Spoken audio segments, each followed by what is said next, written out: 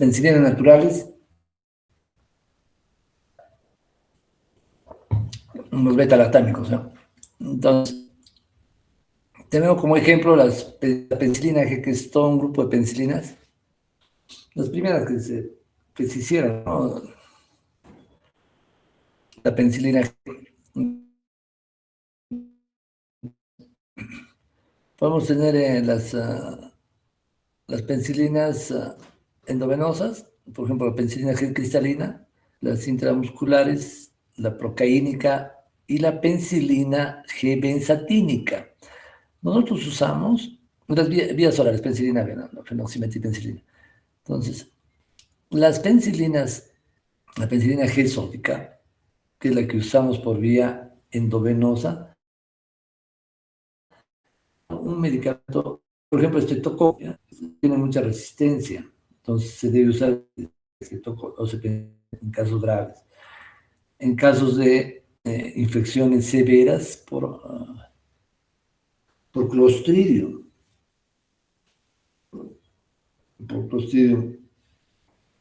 que producen esas necrosis, va muy bien. También como para anaerobios, la penicilina, pero hay que usarla en dosis altas, ¿no? Para listeria, para eh,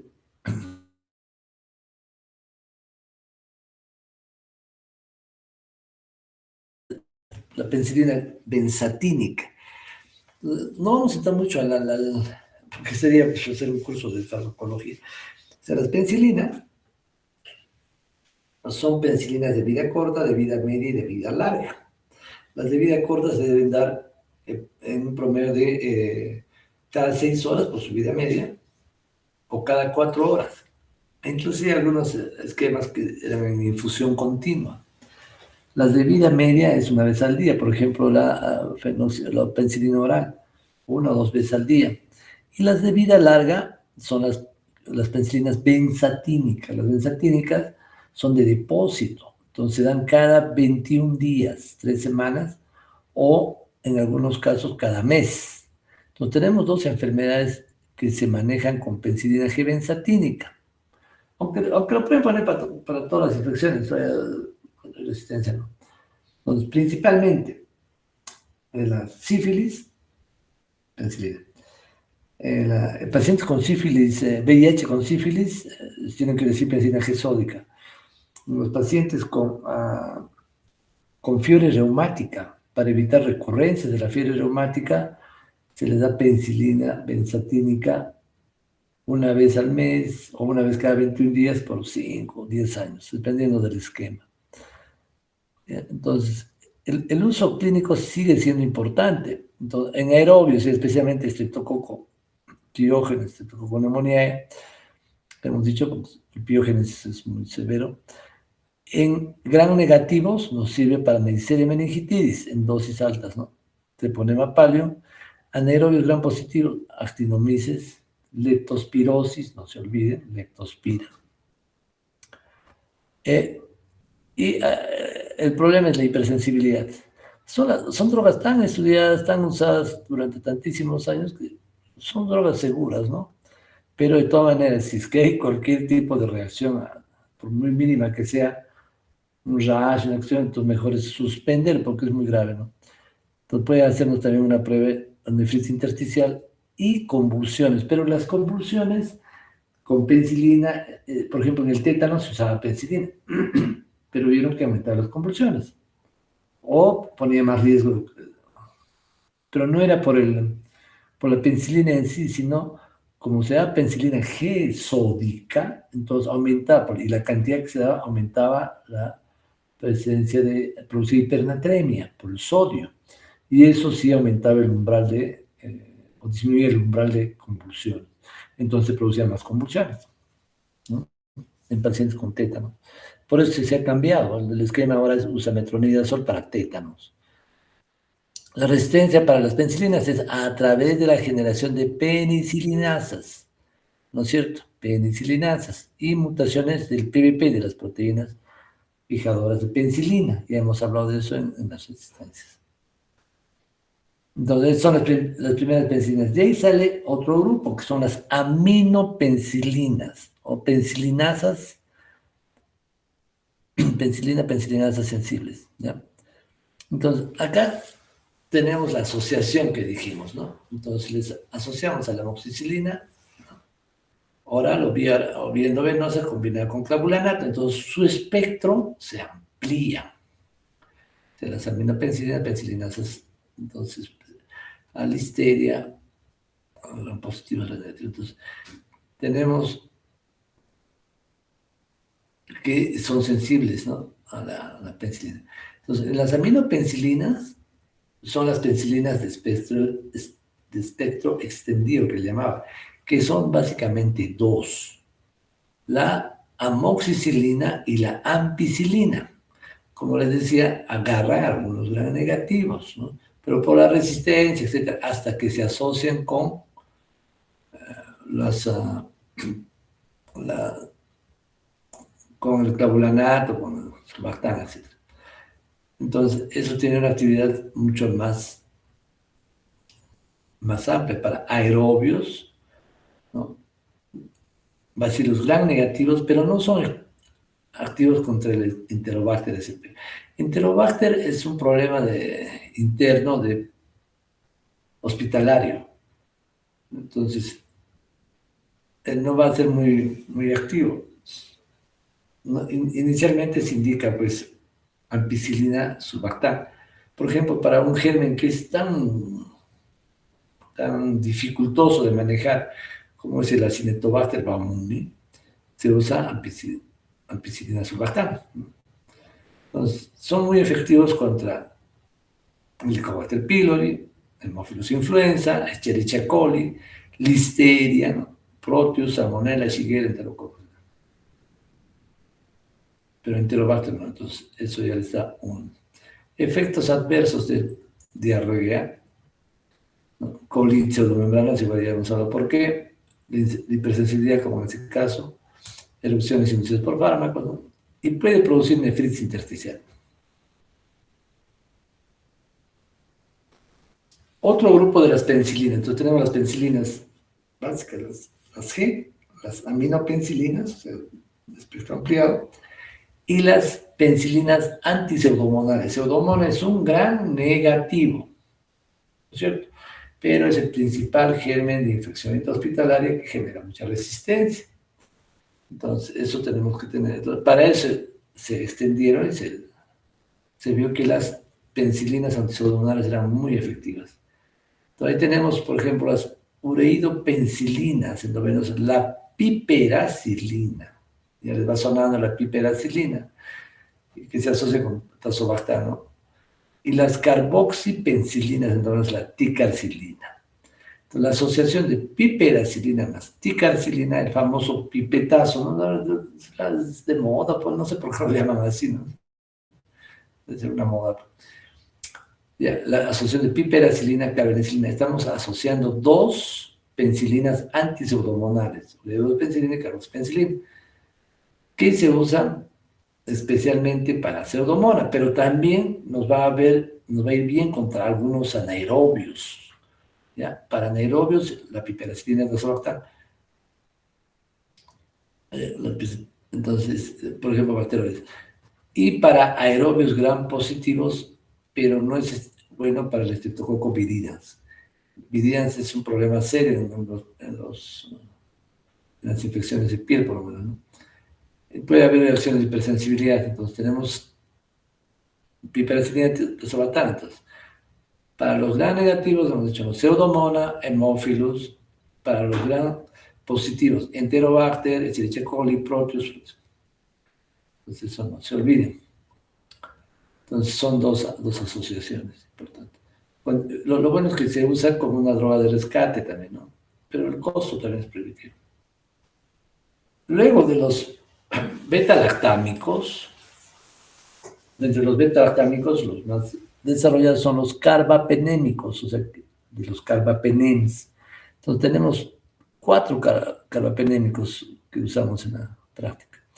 El imipenem es el primer carbapenémico que salió, pero se usa asociado con la cilastatina porque es un poco tóxico y con la cilastatina se baja la dosis y tiene un buen efecto. Aquí tenemos, por ejemplo, el anillo beta-lactámico, ¿no es cierto? El anillo beta-lactámico, cuadraditos. Luego tenemos el meropenem, que es mucho mejor que el imipenem, tiene el mismo efecto, tiene el mismo espectro, pero no tiene los efectos colaterales que tiene el meropenem, el imipenem. El ertapenem, que es un poco más amplio que el meropenem, ¿no? Y el doripenem, que es, no usamos mucho. Entonces, esto lo del imipenem, dijimos que siempre se pone con cilastatina, ¿no? Entonces, el meropenem es más estable a la degradación de la molécula. Entonces, es un medicamento de rescate también, de último recurso, dicen algunos. Y el meropenem, miren, es una droga muy interesante, es bien noble, no produce mucha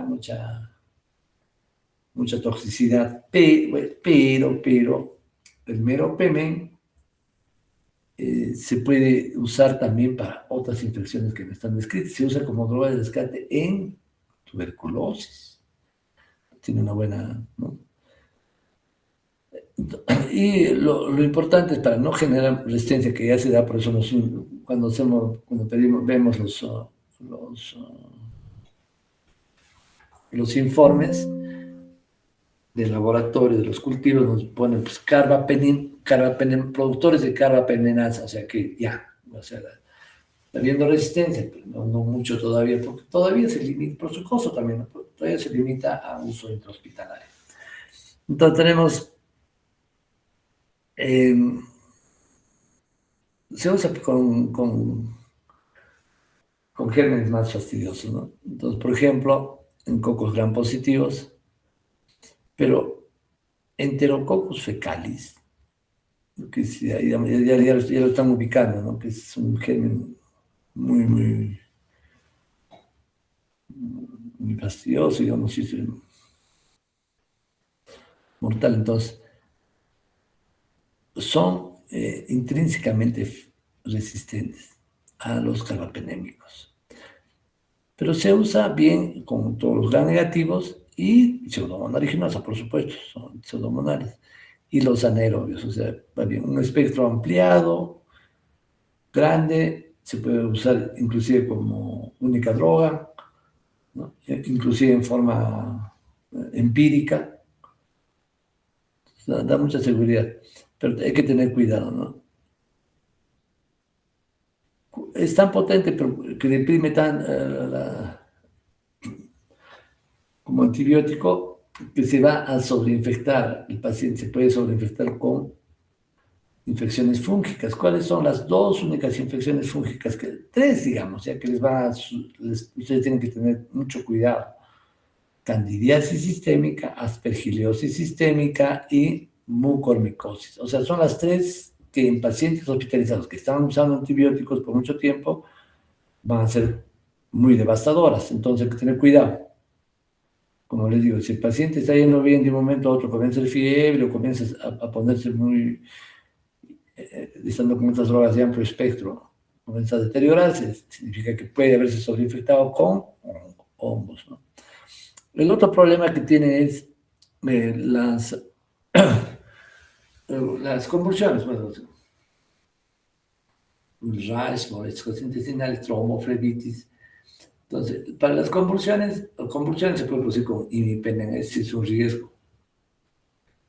Menos riesgo para convulsiones de con meropenem. Nosotros hemos visto poco. Con imipenem vemos un poco más de problemas, ¿no? Rash, las tromboflebitis, o sea, sale, hay fuga de la vía que está recibiendo, se van a producir tromboflebitis químicas.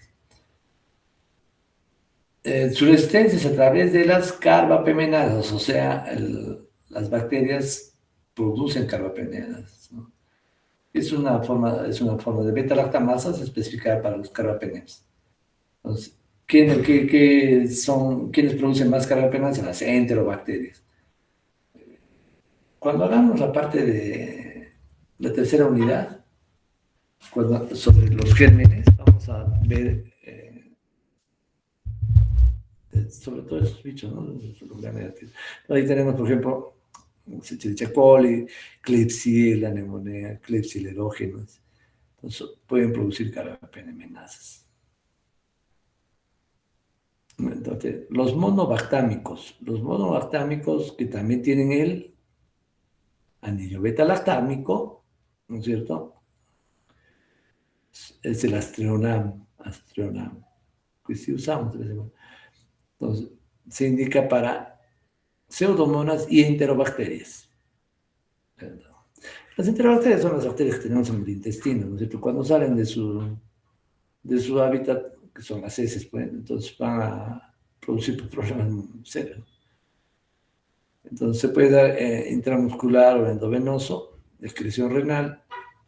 No hay mucho efecto cruzado con otros beta-lactámicos, produce RAS, ¿no? Y también puede producir elevación de los... Nosotros usamos poco la astronam. Ahora entramos al otro gran grupo de las cefalosporinas, que también son beta-lactámicos. Tenemos acá el beta-lactámico y se le va agregando estos radicales, ¿no es cierto?, semisintéticos para mejorar su capacidad, ¿no? Entonces, las cefalosporinas, que es un grupo muy, muy interesante, salió con poca toxicidad, se puede dar por mucho tiempo y sale ¿qué se llama? Por generaciones, ¿no? Primera generación, segunda generación, cuarta generación. Entonces tenemos que casi, o sea, tienen una buena penetración en todos los tejidos y los de tercera, cuarta y quinta generación penetran muy bien a dónde, al líquido cefalorraquídeo. ¿Quién es el mejor ejemplo de las cefalosporinas? La de tercera generación, que es la ceftriaxona. Secreta por vía renal, excepto ceftriaxona, que también secreta por vía hepática, ya hemos dicho, ¿no es cierto? Los efectos secundarios son alergias, si es alérgico a las penicilinas, hasta en un 20% pueden ser alérgicos también a cefalosporinas, pero es raro, ¿no? Entonces, y también producen efecto disulfiram. Ustedes ya saben que el efecto disulfiram, que lo produce más el metronidazol, es aquel que se va a producir con ingesta de alcohol, ¿no? Es efecto antabuse o disulfiram. Y también puede inhibir, o disminuir la absorción de la vitamina K. Entonces, tendencia a sangrado. Entonces, acá tenemos las de primera generación. Tenemos cefadroxilo, cefazolina, cefalexina, cefradina. Son las primeras que salieron. Su actividad era en gran positivo, tenía muy buena actividad, especialmente como estafilococo productor de penicilinas. No para los penicilinos resistentes, sino para los productores de penicilinas. Ya estamos yendo a un tema interesante para cuando hablemos de las drogas antiestafilocócicas. Y también ha ampliado a algunos gram negativos, especialmente Proteus, Escherichia coli, Klebsiella pneumoniae. Entonces, son drogas muy interesantes, ¿no es cierto? Y se usaba o se usa en profilaxis perioperatoria o preoperatoria, ¿no? Especialmente la cefalexina y la cefazolina, en primera. Las de segunda generación, estas ya presentaron un poco más la base y de lo que más usamos, porque son drogas, como le decimos, nobles, ¿no? Entonces, tienen un poco de menor actividad que la primera generación en gran positivos, pero en gran negativos amplían su cobertura. Proteus, E. coli, Klebsiella, muchas influencias, Klebsiella erógenes, ¿no? Neisseria. Nosotros usamos ceflacorp por vía oral. Por ejemplo, los pacientes ancianos o los niños toleran muy bien este medicamento y no tiene muchos efectos colaterales, entonces se puede usar por largo tiempo. Entonces nosotros usamos la cefoxitima por vía parenteral para hacer estas profilaxis preoperatorias. O en pacientes, por ejemplo, que tienen neumonías recurrentes o esas bronquitis crónicas o bronquiectasias que están permanentemente infectados, ¿no? Entonces, en ellos tolera muy bien este medicamento. De tercera generación, ya ahí viene el tema ya que todos los otros para uso ambulatorio, ¿no? Pero las de tercera generación ya comienzan a cambiar un poco todo esto. Vamos a irnos con la cefixima, que se usa, el cefnidir también se usa, con la ceftriaxona, ¿no? Ceftriaxona, que es la que ya hemos hablado, estamos hablando bastante de esa. También pronuncia cefoperazona, un poco, pero la que usamos con mayor frecuencia es las ceftazidime. Entonces, de estos quédense con el cefnidir, ¿no? La ceftriaxona y la ceftazidima. ¿Cuál es la diferencia? Que ceftazidima tiene mayor efecto en gram negativos, entonces se convierte en la cefalosporina antiseudomonal. Ceftriaxona puede tener un cierto efecto, pero no es lo indicado. Entonces, ceftazidime. Entonces, vamos a ver. Ya. Entonces, las de tercera generación son menos activas que las frente a los gram positivos que las anteriores cefalosporinas. En los gram negativos, el espectro se extiende más. Son más estables frente a las beta-lactamasas, o sea, las beta-lactamasas no le van a hacer mayor cosa. No tienen actividad contra estafilococo meticilino resistente. Entonces, el estafilococo meticilino resistente termina siendo bueno, así como estamos hablando de pseudomonas con sus resistencias, entonces si vamos a ver el otro lado de los gram positivos, la pseudomonas es gram negativo, entonces si vemos el otro lado de los gram positivos, el estafilococo aureus es igual que la pseudomonas en el nivel de resistencia y los niveles escalones que hay que ir venciendo.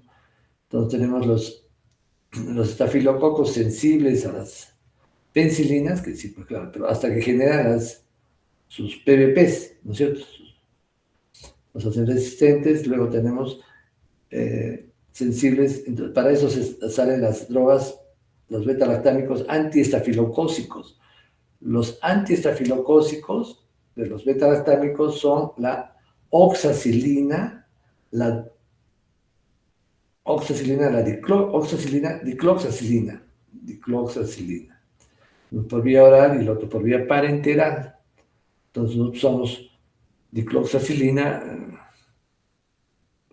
es muy usado para las enfermedades de piel especialmente, ¿no?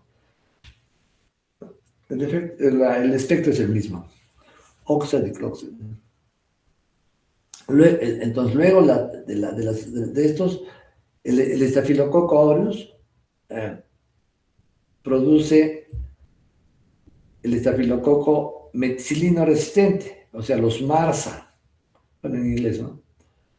Los MARSA o los SAMS, ¿no? Estafilococo meticilino resistente, estafilococo aureus. Entonces, esos ya son resistentes a estas penicilinas antiestafilocócicas. Entonces, ahí tenemos que usar ya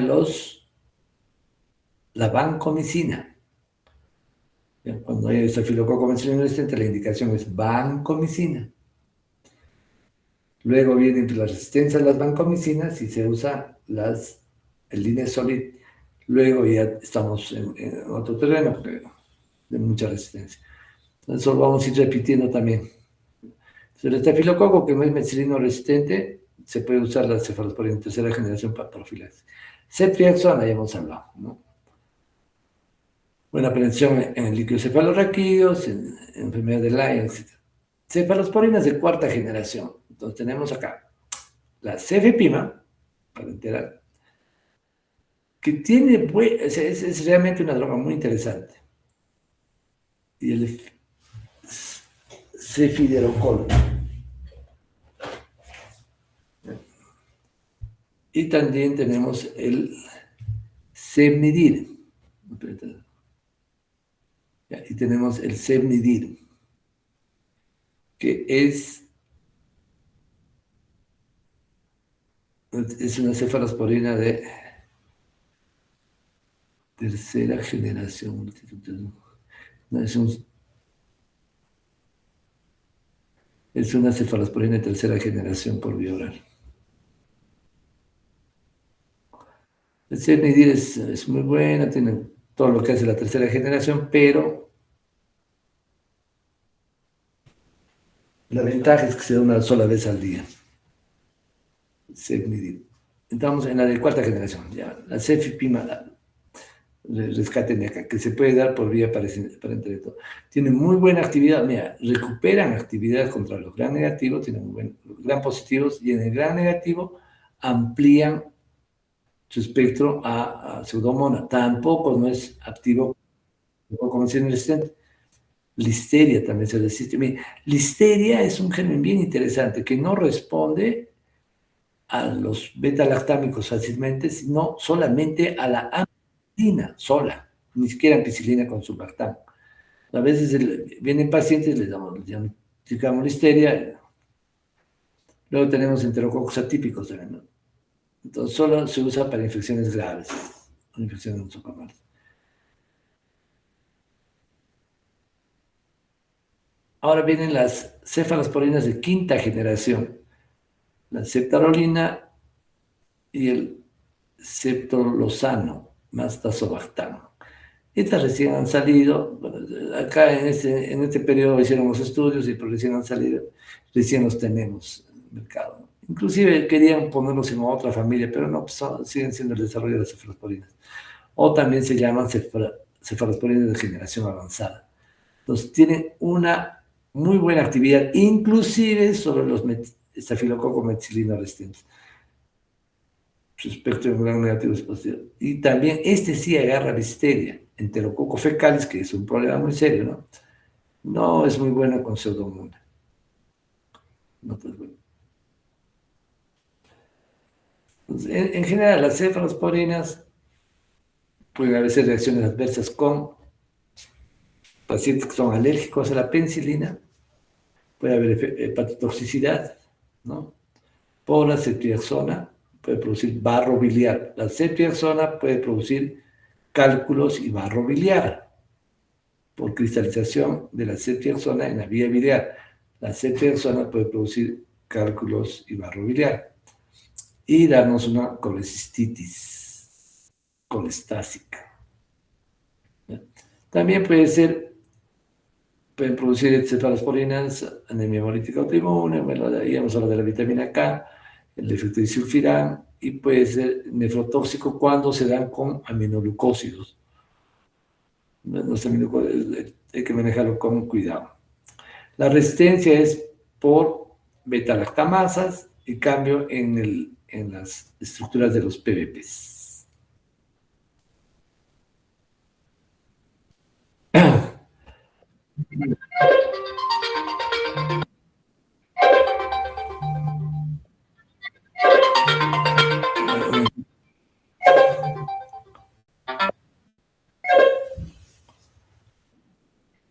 Oh, oh.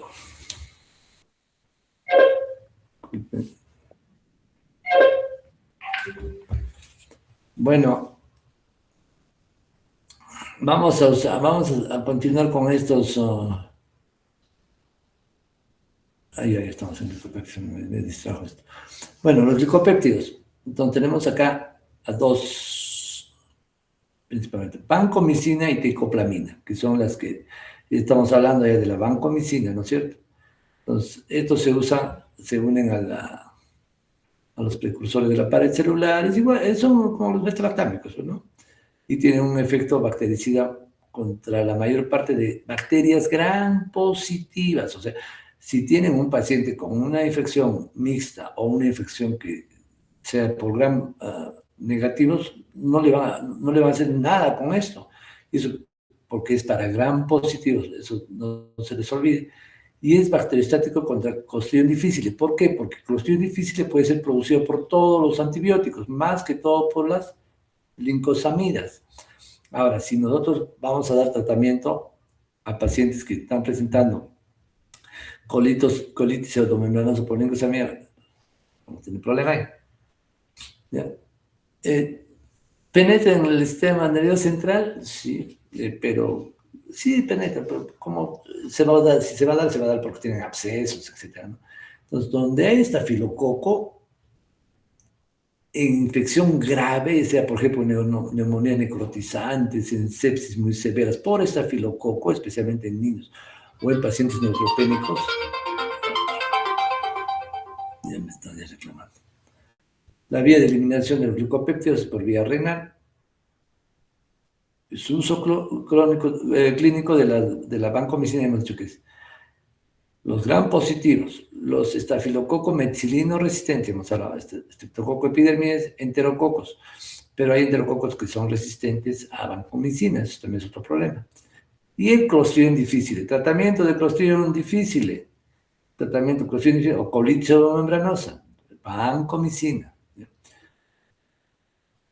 que nos va a producir nefrotoxicidad, ototoxicidad y este problema, el síndrome del hombre rojo. Casi todos los pacientes que usan vancomicina pueden hacer el síndrome del hombre rojo, que es una reacción anafiláctica y el paciente se pone realmente pues rojo, como un rash en todo el cuerpo, y eso hay que suspender. Entonces tenemos principalmente en la parte superior del cuerpo, puede haber espasmos musculares, hipotensión, y bueno, al suspender el tratamiento y darle antihistamínicos se mejora, ¿no? Pero es muy molestoso para el paciente. Entonces ya no hay que volver a darle. Pues.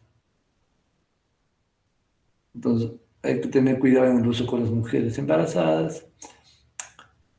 Hay, como dijimos, hay resistencia a vancomicina, principalmente en enterococo. ¿Ven? El enterococo se nos vuelve un problema.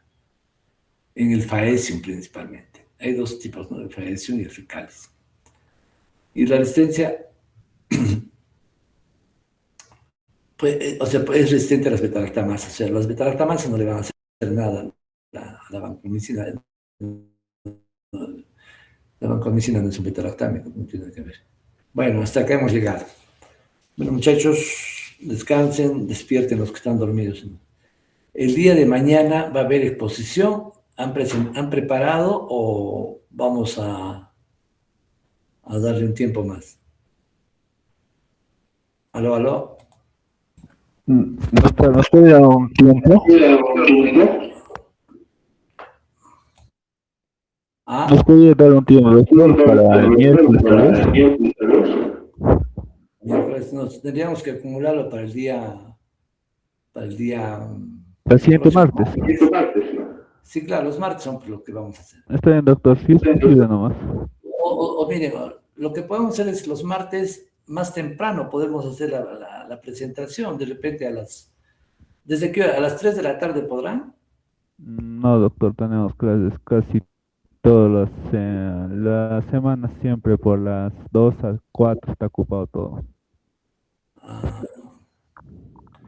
y en la mañana, Son las rotaciones, doctor, y tenemos clases de 7 a 8. ustedes no tienen ningún momento para respirar. Sí, pero doctor, estamos muy llenos, solo en la tardecita de 6 a 8 tenemos algunos días libres. Ya, entonces, no hay problema. O sea, podría ser de repente de 7 a 8 si es que pueden, ¿no? Bueno, vamos a ver. Si no, mañana entonces vamos a pasarlo podemos juntar para que el próximo martes juntemos los 4 casos y ahí lo presentan, ¿ya? No hay problema. Ya, doctor, gracias. Ya, entonces mañana no va a haber actividad. El día miércoles seguimos con las actividades. Bueno, muchachos, entonces hasta el miércoles. Aló, aló. El Bien, bien. miércoles, doctor, muchas gracias. Hasta el miércoles, doctor, gracias.